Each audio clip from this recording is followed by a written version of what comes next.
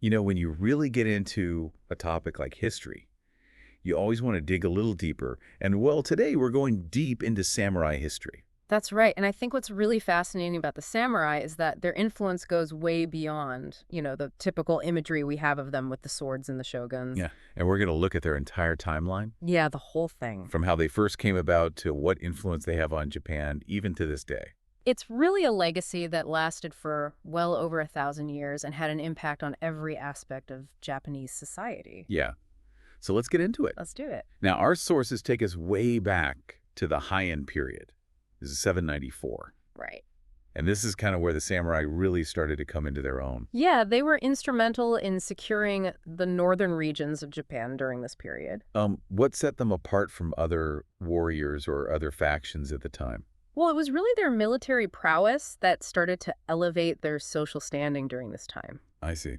And that really laid the groundwork for what would become, a huge turning point. The establishment of the Kamakura shogunate in 1192 by Minamoto no Yoritomo. Yoritomo. Now, there's a name you hear a lot when you're reading about the samurai, but why was this Kamakura shogunate so important? Well, this really marks the beginning of samurai rule in Japan. Okay. It was a dramatic power shift. The traditional imperial court in Kyoto sort of took a backseat to this new center of power in Kamakura. So it's not just like, oh, they moved the capital. No, this was a complete restructuring of the governing structure of Japan. It was a whole new system. Yeah, absolutely. Now, of course, when you have a big power shift like that, there's always some fallout. Oh, of course. What happened after Yoritomo died? Well, when Yoritomo died, the Hojo clan saw their opportunity. They jumped right in. Oh, yeah, they basically became the power behind the throne, controlling the shogunate for several decades until 1333. So you're telling me that it wasn't always just a single leader calling the shots? No, not at all. A period known as the Hojo Regency, it really shows you how complex the web of samurai power could be. Got it. Okay, so we've got this new power structure in place, the Hojo clan pulling the strings. What happens next? Well, eventually the Kamakura shogunate collapses, which paved the way for the Ashikaga shogunate. Right. They ruled from 1338 to 1573.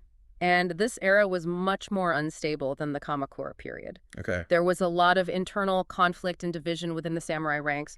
You had rival courts vying for power and legitimacy, which led to a period of intense struggle. It's known as the Nambokucho period. Wow. Okay, so that's a lot of infighting and chaos going on. But our sources also talk about this being a time of great cultural flourishing. How do those two things go together? Right. It is a fascinating paradox. But despite the political turmoil, the Ashikaga shoguns oversaw a period of incredible growth in the arts, literature, and philosophy. So they were patrons of the arts. Oh, yeah, absolutely. One figure in particular, Ashikaga Yoshimitsu, he actually tried to reconcile the warring courts, bring everybody together. Peacemaker. He wanted to unify Japan, Okay. but ultimately he couldn't quite achieve lasting stability. But his efforts really helped foster this remarkable cultural blossoming. Well, that's good. At least something positive came out of it. Yeah. But all this conflict couldn't go on forever. No. Is there some kind of breaking point? Yeah, it all kind of culminated with the Onin War, which lasted from 1467 to 1477. Oh, wow. This conflict really weakened the Ashikaga shogunate and plunged Japan into a state of even greater chaos. Oh, no. And that period's known as the Sengoku period. So that lasted from 1467 to 1603. Sounds like a recipe for disaster. Oh, yeah. This is when powerful regional lords known as daimyo rose to prominence. Okay, so that's kind of like everybody's just fighting for themselves now. Exactly. And the country's fragmented. There's no real central authority. Now, this is the period where we start seeing some names that are very well known even today, like Oda Nobunaga and Toyotomi Hideyoshi. Yes, exactly. This period was defined by ambition, the struggle for control, and those are the guys who really exemplify that. Yeah, Nobunaga is particularly fascinating because he seemed to be obsessed with unifying Japan. Oh, yeah. He was ruthless but brilliant. And he wasn't afraid to kind of throw out tradition and do things his own way. No, he disregarded conventions, introduced revolutionary military tactics. Okay. He was both brilliant and absolute ruthless. Now, his story, of course, takes a pretty dramatic turn in 1582 when he's assassinated. Right. But that leaves the door open for Hideyoshi. Exactly. His very capable General Hideyoshi steps in and actually manages to unify Japan in 1590. That's a huge accomplishment. Yeah, but his ambition didn't stop there. Oh, no. He set his sights on Korea. Uh-oh. But his campaign there failed, and this actually left Japan in a vulnerable state when he died in 1598. So basically, he kind of overreached Yeah, a little bit. and left a power vacuum. Exactly, that's right. And that's where Tokugawa Ieyasu comes in. That's right. He's the guy everyone's been waiting for. Yeah, the Battle of Sekigahara in 1600 was a turning point. Okay. Ieyasu wins a decisive victory, establishes the Tokugawa shogunate, Another shogunate. and this ushers in a period of over 260 years of peace and stability. Wow. It's known as the Edo period. Okay, so the Edo period starts in 1603 and goes all the way to 1868. That's right. This is often considered a golden age of Japanese culture. It is. But it wasn't all like Zen gardens and tea ceremonies, was it? I mean, the Tokugawa shoguns had some pretty strict rules. They did. They established a very rigid social hierarchy and also enforced a policy of sakoku. Sakoku meaning. It means basically isolation. They wanted to limit contact with the outside world. Okay. You know, there was limited trade with the Dutch. Okay. But for the most part, Japan was closed off to the rest of the world. So, I mean, on the one hand, this fosters, this really unique cultural development. But on the other hand, you're kind of cutting yourself off from what's going on in the rest of the world. Exactly. That's the double-edged sword of the Edo period. Yeah. So how does an era that lasts for centuries like that eventually come to an end? Well, the arrival of American warships in 1853 proved to be a real turning point. Okay. The Tokugawa shogunate, they were just clinging to these isolationist policies, and they were completely ill-equipped to deal with this new pressure from the West. Yeah, like what are you going to do? You've got these giant warships showing up saying, open up. Exactly, and this ultimately led to their downfall and paved the way for the Meiji Restoration in 1868. And that is the beginning of the end for the samurai as we know it. Yeah. Right, because they're officially abolished in 1876. That's right. What a change after centuries of, samurai basically running the show. I know, it's hard to imagine. What happened to all these warriors? I mean, they dedicated their lives to this. Suddenly it's all gone. It was a turbulent time for the samurai. Yeah. A lot of the former samurai families, they transitioned into this new Kazoku aristocracy. Okay, so they were trying to find a place for themselves in the new system. Exactly. But I imagine not everyone was happy with that. Well, no, a lot of samurai, they resisted this change, and this resistance culminated in the Satsuma Rebellion in 1877. Ah, yes. Led by the legendary Saigo Takamori. He's often romanticized as the last samurai. Yeah, he's like the poster boy for that whole era. But his motivations were actually pretty complex, weren't they? Oh, yeah. They were much more complex than simply trying to preserve the samurai way of life. I mean, the Satsuma Rebellion, it was really a symptom of a deeper dissatisfaction with all these rapid changes that were sweeping across Japan. Yeah, it's like their whole world is being turned upside down. Exactly. And they felt like they were losing their traditional values and their place in society. So it was about much more than just, I want to keep being a samurai. Exactly. It seems like even though the samurai were officially gone, their influence didn't just disappear overnight. Did those cultural traditions continue? Oh, absolutely. Yeah. I mean, some scholars even argue that samurai ideals played a role in Japan's increasing militarism in the early 20th century, which, ultimately led to conflicts like World War II. It's like this echo of the past kind of influencing events in the future. Yeah. We've covered a lot of ground here, from their rise in the Heian period to their fall in the Meiji era. But there's still so much more to explore about the samurai, isn't there? Oh, definitely. To really understand them, we need to go beyond just like the broad narrative of history and look at the specific individuals who embodied their ideals, the language that they used, the code that they lived by. And that's what we're going to get into next, right? Yeah. We're going to talk about some of those key figures and some of the terminology. Absolutely. Okay, this is where it gets really interesting. It does. This is the good stuff. Buckle up. Yeah. It's one thing to kind of get that overall historical timeline. Right. But to really understand the samurai, we have to dig a little deeper. We got to look at some of the people, the individuals who really embodied their values. Yeah, like get into the nitty-gritty. Exactly. And the language that they used, the terms, the concepts that defined their world. Okay, so let's talk about some of those key figures. Our sources highlight a few names that seem to really stand out.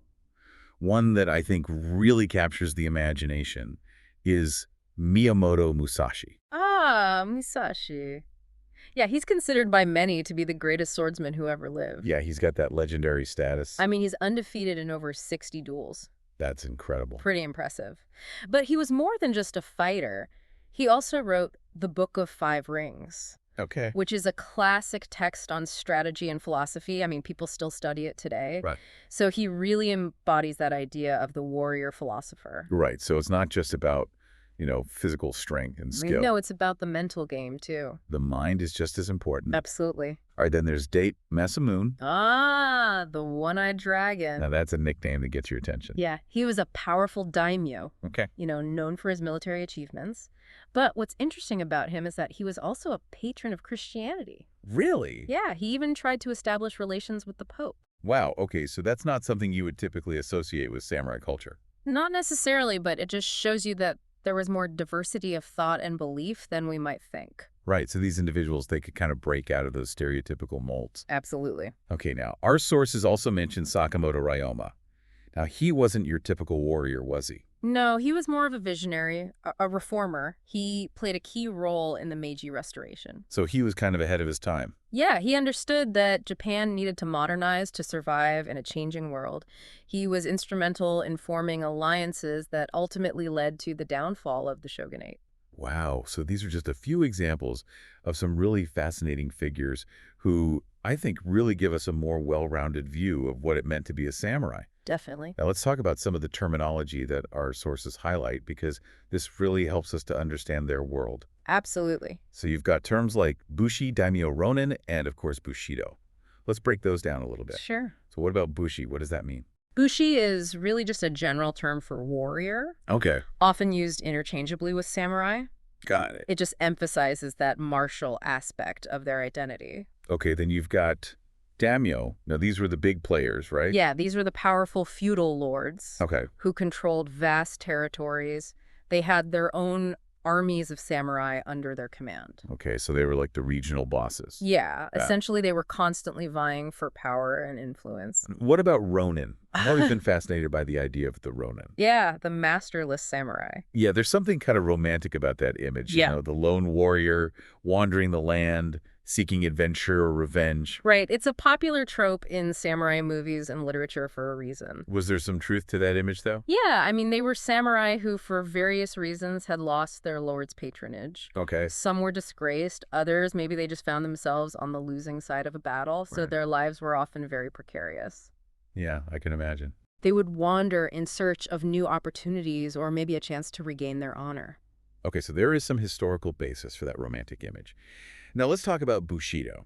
This is, I think, probably the most well-known term associated with the samurai. Yeah, Bushido literally means the way of the warrior. Okay. It's the ethical code that guided samurai behavior. So what kind of things did it emphasize? It emphasized loyalty, honor, courage, self-discipline, mastery of martial arts. So it's kind of like their moral compass. Yeah, you could say that.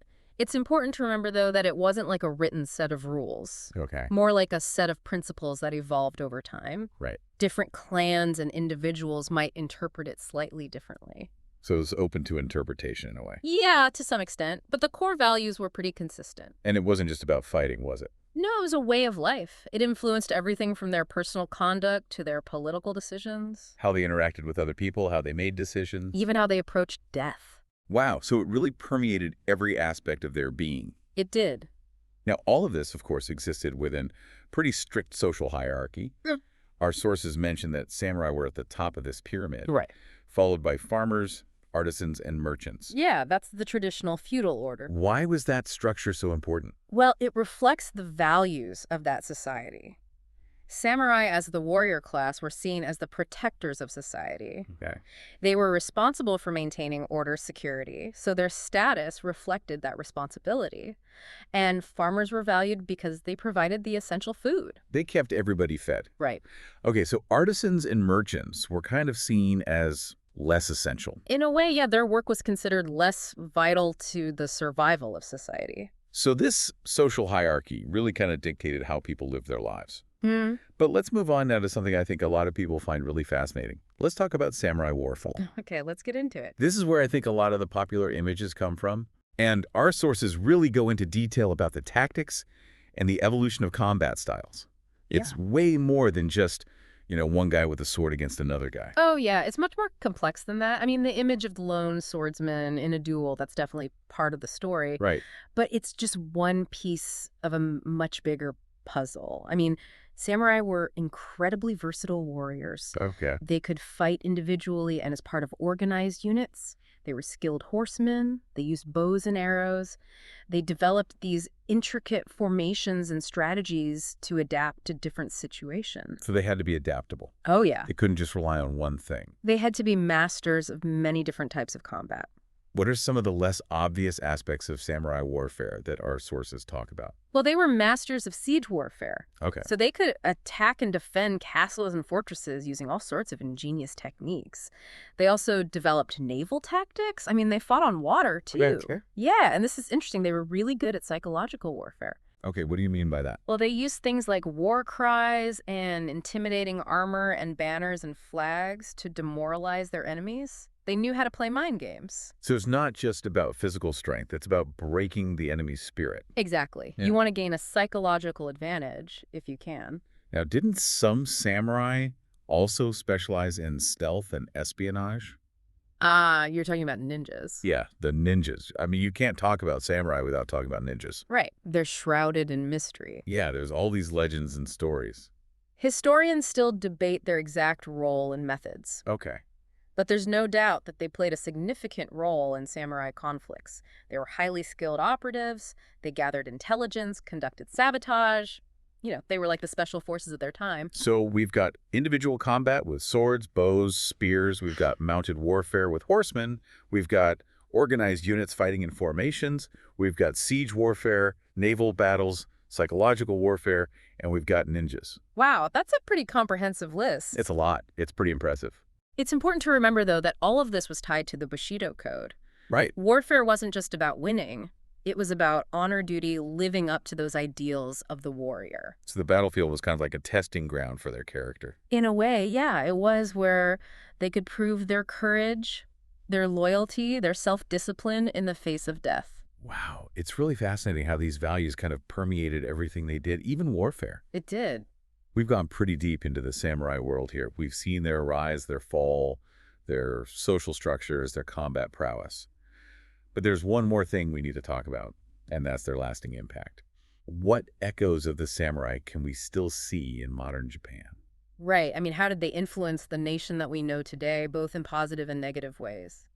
That's a great question. It's easy to think of them as figures of the past. Right. Like they're in the history books, they're in museums, but is that all they are?